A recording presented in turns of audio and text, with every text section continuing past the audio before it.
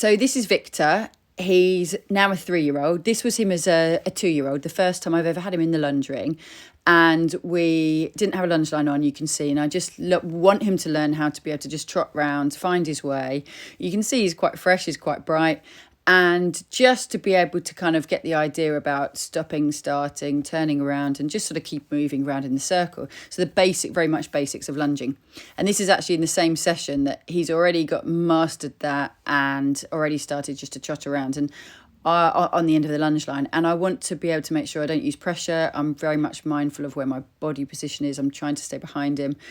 And just trying to, get him to be able to work with me rather than try and, I don't really like horses going around too quickly. So I just try and do it very relaxed and just let him just find his rhythm and find his way.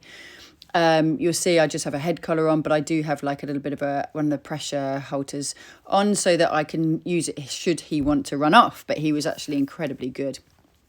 And so, yeah, you can see sort of this is, him then. He's already mastered this stop, start, starting to change direction now. And you can see he's quite relaxed. My ethos completely about how to start a young horse. And obviously, we're particularly lucky to have such fantastic facilities here in the fact that I've got a lunge ring, which is really safe.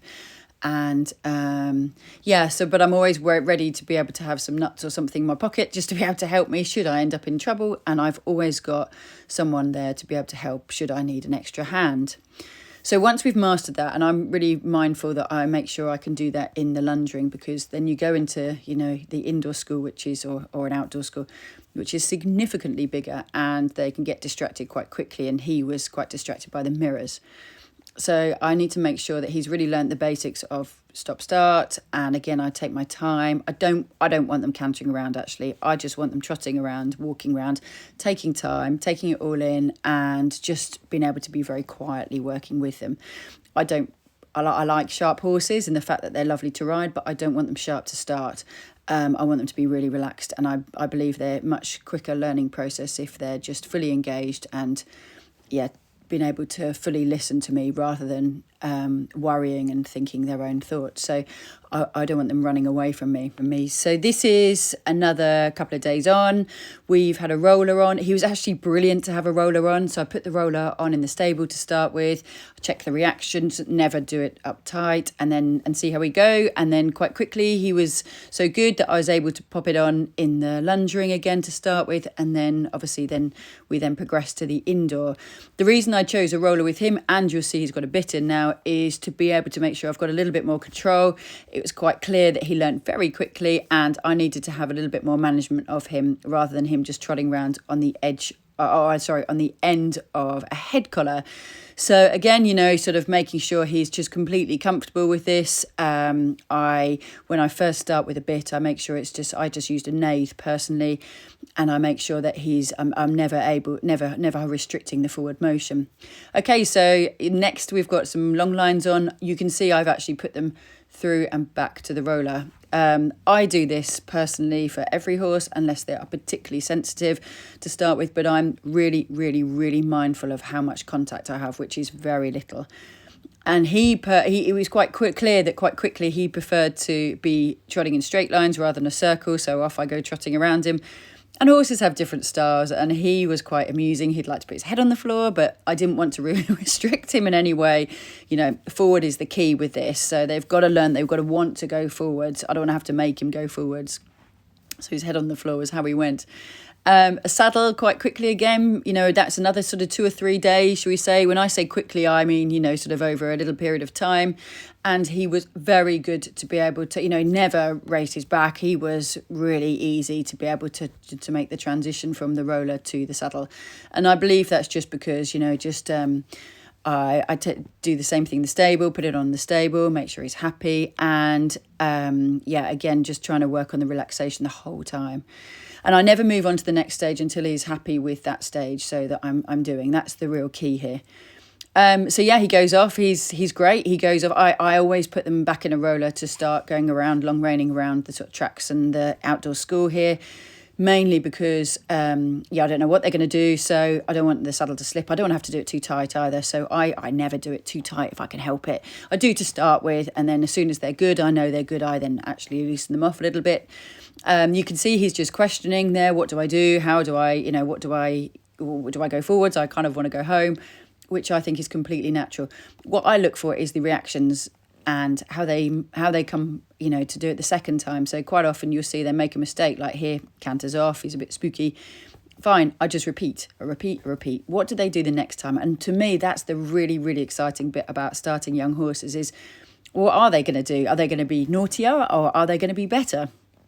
Okay, so this is probably now, I've been long reining for like about, altogether the whole process is probably six to 8 weeks. I spend a huge amount of time just taking my time, familiarising them with every single bit of farm that we have, as much as I possibly can. And then, and only then, and I've sat on them in the stable and I've walked around the stable, and we've got a stable that's sort of been turned into two stables. We're taking the middle partition out. Once I'm turning and I'm happy I can do that, then I get on them in the school.